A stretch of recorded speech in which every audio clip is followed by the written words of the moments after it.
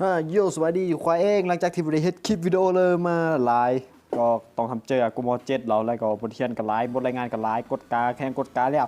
กูเหนื่อยแล้วสร้างเหินวันนี้เราอยู่กับจะมาเล่าประวัติของยุทธการมิดเวย์ซึ่งที่พาพื้นล่างจะเป็นเพิร์ลฮาร์เบอร์นะไม่ต้องสนเจอเพราะว่านั่นเหตุการณ์มันก็ต่อกันอยู่แล้วสภาพของทั้งสองฝ่ายก่อนยุทธนาวีตลอด6 เดือนหลังจากการถล่มเพิร์ลฮาร์เบอร์นั่นเฮ็ดให้กองเรือญี่ปุ่นเองมีชัยชนะตลอดมา6 เดือนที่ผ่านมาแต่นายพลยามาโมโตะก็เคยบอกเอาไว้ว่าก่อนที่จะโจมตีเพิร์ลว่าญี่ปุ่นจะเซอส่วงเวลาที่จะชนะคือ6 เดือนเท่านั้นเพราะ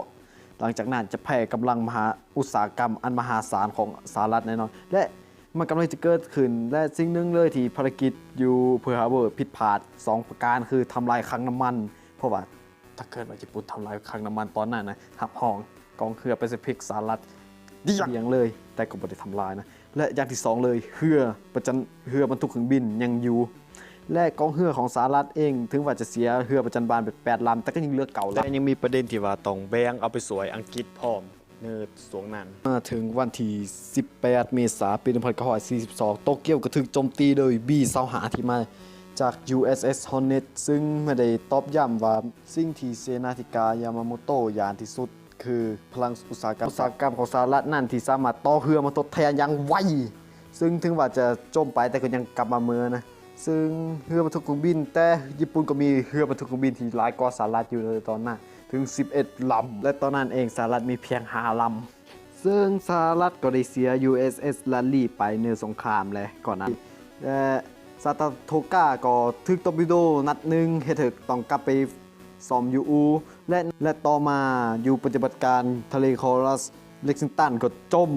ส่วนยอร์กทาวน์ได้รับความเสียหายส่วนเรือบรรทุกเครื่องบินของญี่ปุ่น2 ลำในตอนนั้นรู้สึกจะซื้อว่าซุโกกุกับซุยคาคุก็ได้รับความเสียหายหนักและเล็กน้อยไปแต่บ่จมก่อนยุทธการมิดเวย์1 เดือนกองหน่วยข่าวกองของสหรัฐซึ่งเป็นหน่วยที่ได้ว่าผู้ปิดท้องหลังพระหือกับยุทธการมิดเวย์เลยสามารถทอดรหัสได้ว่าญี่ปุ่นจะโจมตีสักแห่งแต่ผู้บ่แห่งซึ่งขาดการกันว่าน่าจะเป็นมิดเวย์ซึ่งตอนนั้นสหรัฐเองก็เฮ็ดปล่อยข่าวลือไปว่าโครงการน้ำจืดอยู่เกาะมิดเวย์เสียก็แล้วก็ทอดรหัสได้อีกครั้งว่าจุด AF นั่นเครื่องการน้ำเสียก็เลยฮู้ว่ามันเจอแน่นอนว่าคือมิดเวย์ซึ่งเมื่อฮู้ดังนั้นสหรัฐเองก็เลยส่งเรือบรรทุกเครื่องบินไปนั่นก็คือ USS Enterprise USS Hornet และ USS Yorktown ซึ่ง Yorktown เองควรจะที่ได้รับความเสียหายมานี่ควรจะซ่อมอยู่3 เดือนแต่เลี้ยวภายใน3 อาทิตย์เมื่อฮู้ดังนั้นพลเรือเอกนิมิตก็ได้จัดกองเรือไปป้องกันมิดเวย์นั่นคือเรือบรรทุกเครื่องบิน3 ลำถ้าร่วมเกาะมิดเวย์เข้าไปเลยก็เป็น4 ลำพอเกาะมิดเวย์เองก็มีเคียวเล็บนั่นก็คือ P-40 อยู่เรือลาดตระเวนนักเฮฟวี่ครูเซอร์4 ลำเรือพิฆาต14 ลำได้เรือดำน้ำ18 ลำผู้บัญชาการพลเรือเอกฟิชเชอร์ซึ่งเสนาธิการยามาโมโตะเองก็ได้แบ่งปฏิบัติการนี้เป็น3 กำลังเยอะเลยนั่นก็คือกำลังที่1ของนำโดยนายพลโอโวซายานำเอาเรือบรรทุกเครื่องบิน2 ลำเรือบรรทุกเครื่องบินเบา1 ลำและเรือประจันบาน 3 ลำโจมตีทางเหนือของ阿拉斯กาและ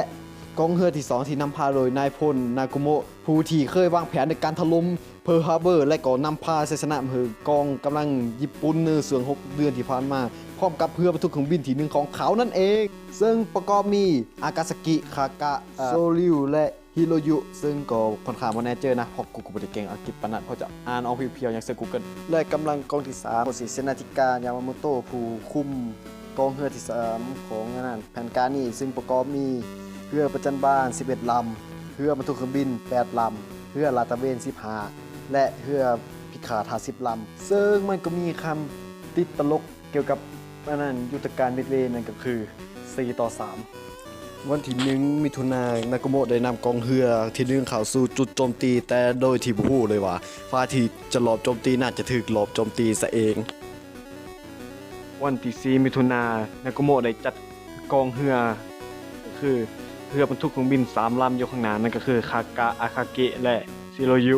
ส่วนฮิริวยูทาส่วนกองเรือของสหรัฐก็ได้แบ่งเป็น2 หน่วยเฉพาะกิจนั่นก็คือหน่วยเฉพาะกิจที่17ของพลเรือสปูตผู้บัญชาการ ก็คือ CV6 Enterprise และ CV8 Hornet ส่วนกองเรือที่ 2 คือหน่วยเฉพาะกิจที่ 16 ของพลเรือเอกฟิชเชอร์ซึ่งธนาการก็ได้เริ่มมาสอบวันที่4มิถุนายนปี1945ซึ่งผลแพ้ชนะครั้งนี้อยู่กับเครื่องบินลาดตระเวนซึ่งเป็นตาของแต่ละฝ่ายว่าเฟอร์จะสามารถระบุเป้าหมายได้ก่อนซึ่งมีแผนอยู่ที่เรือดำน้ำที่ญี่ปุ่นส่งเรือดำน้ำไปก่อนแต่เรือตรวจการของสหรัฐนั้นขี่ไปขี่มาลอยไปลอยมาซึ่งบ่สามารถเฮ็ดให้เรือดำน้ำสามารถปฏิบัติงานได้เพราะมันอันตราย ยุทธการเริ่มขึ้น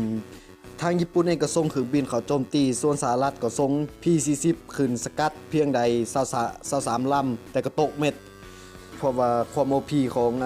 ซีโร่และการยูมิดเวย์เองก็เริ่มเปิดซักยิงเครื่องบินซีโร่ซึ่งตอนนี้มันบ่คือกับยูทีเพิร์ลฮาร์เบอร์เพราะว่าตอนนี้สหรัฐฮู้และเตรียมพร้อมมาอย่างดีแต่ก็ถึงโจมตีสนามบินได้รับความเสียหายแต่ก็สวยงามได้ในขณะนั้นเองนาโกโมะที่กำลังดีเจอกับชัยชนะของฝูงบินที่ 108 หลังจากได้รับสัญญาณจากการโจมตีอยู่ที่มิดเวย์ทางอเมริกาเองก็ส่งเครื่องบินกำลังตามหากองเรือของนาโกโมะอยู่และก็พบถ้าเดินนั่นฟิชเชอร์เองที่ได้ฮู้ว่ากองเรือของญี่ปุ่นอยู่บนเลยก็ส่งเครื่องบินทุกเครื่องบินยกท่าเข้าโจมตีโดยส่งเครื่องบินไป57ลำและก็สปูตพร้อมก็ส่ง CV6 Enterprise และ CV8 Hornet เข้าโจมตีเกี่ยมเข้าโจมตีนะแต่และเครื่องบินสหรัฐเข้าโจมตีเองโดยที่นาโกโมะบ่ฮู้แต่เครื่องบินสหรัฐก็บ่สามารถผ่านระบบป้องกันที่ดีของญี่ปุ่นและก็ความ OP ของซีโร่เฮ็ดให้ตกทั้งส่วนอากากิและฮิโรยุบ่ได้รับความเสียหายเลยเด้อแต่ก็ดีที่นาโกโมะยังบ่ฮู้ว่ามาจากเครื่องบินเรือบรรทุกเครื่องบินสหรัฐแต่ทันเดอนั่นเองนาโกโมะเองก็ได้รับสัญญาณว่ามีพบเรือบรรทุกเครื่องบินของสหรัฐซึ่งตอนนั้นนาโกโมะก็บ่แน่เจออยู่แต่ถ้าเป็นแนวนั้นหมายความว่านาโกโมะก็ต้องได้รับศึก2ด่านต่อมานาโกโมะก็ได้สั่งเปลี่ยนไปเสิร์ฟตอร์ปิโดเมื่อสำหรับเครื่องบินแต่มันก็ต้องเสิร์ฟเวลานะซึ่งพูดเลยว่านี่มันจะคือไฮยนะการเปลี่ยนนี่ในเอาระเบิดและอุปกรณ์ต่างๆขับไปไว้อยู่ในคางของตู้เรือซึ่งมันโคตรอันตรายเพราะว่าถึงระเบิดลูกเดียวคือจบเพแน่นอนต่อมาถึงเวลาที่ F Wildcat ก็โซ่ความสามารถของนักบินสหรัฐในการปั้นหัวเรานักบินซีโร่เฮดเธอมาสนเจอกับ DSE-3 โจมตีจากที่สูงซึ่งครั้งนี้มันบ่คือกับครั้งที่ผ่านมาเพราะว่าเรานักบินครั้งนี้เป็นนักบินที่มีประสบการณ์ที่เคยผ่านศึกมาแล้วซึ่งฝูงบินที่จะเฮ็ดภารกิจที่ทำลายความฝันของญี่ปุ่นนี่ก็คือฝูงบินที่6จากคือเรือบรรทุกเครื่องบิน USS Enterprise โดยผู้นำฝูงก็คือจ่าฝูงซีแวนแมคคันทีกว่าถึงบอกว่าช่างเถอะซึ่งได้กลายเป็นผู้ที่ทำลายความฝันของกองเรือญี่ปุ่นในการโจมตีมิดเวย์เอาโจมตีคากะเฮเธอซ้อมหอบพิษผาดแต่ลูกนึงระเบิดเขาข้างของเรือฟอดีบวกกับเรือนั่นตอนนั้นที่กำลังเปลี่ยนอาวุธกับมีเต็มไปด้วยของ Wi-Fi และเขตระเบิดตุ้มอาฮากิต้องออกจากสนามรบทันทีเพราะว่าได้รับความเสียหายหนักแล้วก็ไฟใหม่หลังจากนั้นก็จม1 นาทีต่อมาโซลิวก็ถึกระเบิดและก็ส่งผลให้ไปนอนอยู่กองทะเลต่อมาเรือธงแห่งกองเรือบรรทุกเครื่องบินที่1นั่นคืออาฮากิก็ได้รับความเสียหายเพราะว่าถึกระเบิดไปเฮ็ดเธอต้องส่งผลให้ออกจากการสู้รบและต่อมาก็จมตอนนี้ยุทธการมิดเวย์ก็ได้เปลี่ยนจากหลังมือเป็นหน้ามือเพราะว่าญี่ปุ่นเองที่วางแผนที่จะเป็นฝ่ายหลบโจมตีและโจมตีและพิชิตมิดเวย์กับเป็นฝ่ายที่ถึกโจมตีเสียเองให้เธอเสียบรรทุกเครื่องบินที่มีค่าสั้นดีไป3ลำโดยใจนักสู้ของเราฐานญี่ปุ่นถึงว่าจะเหลือเพียงเรือบรรทุกเครื่องบินเพียงลำเดียวแต่ก็ยังคงยืนยัดและจะสู้ต่อไปและฮิริวเองก็ยังมีเครื่องบินซีโร่ที่อันตรายอยู่ในมือต่อมาคือบินตรวจการของญี่ปุ่นเองก็ได้พบเห็นยอกทาวแล้วก็ส่งเครื่องบินเขาโจมตีทันทีและนักบินญี่ปุ่นก็ได้โซ่ผีมือในการลบเลี้ยวเขาโจมตียอกทาวได้ยังเหนือสั้นและสามารถเขาโจมตีได้ทึกเป่า3ลูกในการทิ่มระเบิดให้เธอยอกทาวเกิดความเสียหายหนักแต่ว่ายอกทาวเคยได้รับความเสียหายมาแล้วลูกเรือทุกคนฮู้ว่าควรเห็นเอาเลยคือการดับไฟและเอาเครื่องที่ไวไฟออกทิ่มออกเครื่องเม็ดและญี่ปุ่นเองก็คิดว่าจมยอกทาวไปแล้วแต่ว่ายอกทาวยังเพจมนะและก็ได้เขาส่งเครื่องบินโจมตีอีกสุดไปโจมตีเรือบ บันทึกเครื่องบินลำอึกหัวโดยมีหัวหอกในการโจมตีครั้งนี้ก็คือโทโมนากะซึ่งเขาได้นำเครื่องบินของเขาที่ได้รับความเสียหายแต่มันก็บ่เป็นอุปสรรคในการขึ้นบินและเขาโจมตีเครื่องบันทึกเครื่องบินของสหรัฐทันทีพร้อมกับเครื่องบินลำอื่นซึ่งผลก็คือโทโมนากะถูกยิงตกข้างๆกับเรือบรรทุกเครื่องบินลำนั้นและระเบิดอีก2ลูกเข้าเป้าและให้เรือลำนั้นจอดตายโดยที่บ่ฮู้เลยว่าเรือลำนั้นคือเรือที่กำลังจะตายอย่างยอกทาวผลคือเสียบุคลากรสั้นดีไปแบบปาประโยชน์และก็ระเบิดแบบปาประโยชน์เพราะว่ายอกทาวเองกำลังจะตาย